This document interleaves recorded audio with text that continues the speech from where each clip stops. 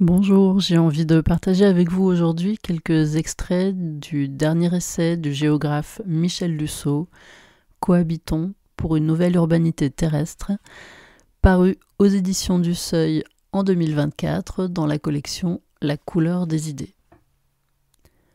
J'examinerai successivement 4 vertus habitantes principales, chacune d'égale importance, qui seraient toutes à exercer individuellement et collectivement pour installer le géocare. La considération, l'attention, le ménagement, la maintenance. Considération élargie.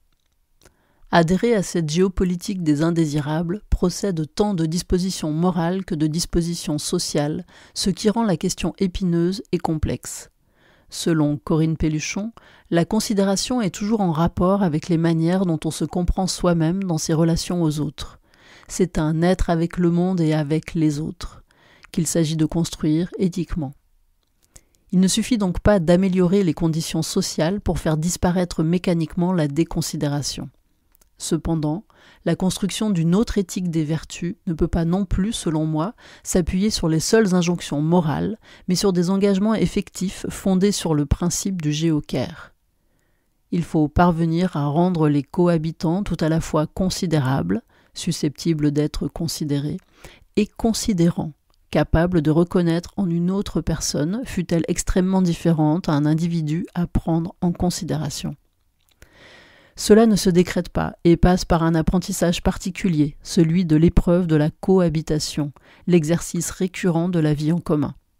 Voilà pourquoi il s'avère très problématique, pour un ménage, de choisir de fuir les espaces de densité et de diversité où l'on reste exposé aux variétés des statuts sociaux et des valeurs culturelles d'autrui, et pire que cela, pour les pouvoirs publics, d'organiser et légitimer politiquement et économiquement la possibilité de fuir.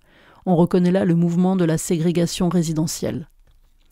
Plus on s'écarte de ce qui n'est pas soi, moins on s'expose à la différence dans et par la coexistence, plus on réduit la sociabilité au même, c'est-à-dire au groupe restreint de la famille, des pairs, de l'entre-soi, et on neutralise alors l'altérité par des relations fonctionnelles et de consommation.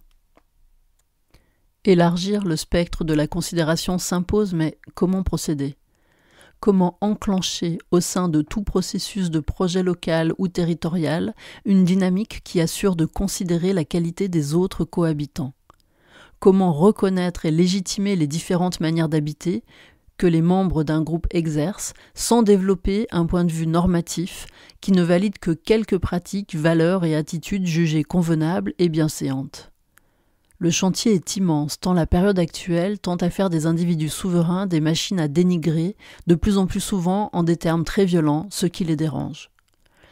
Et pourtant, rien ne nous empêcherait, individuellement et collectivement, de décider d'être considérants.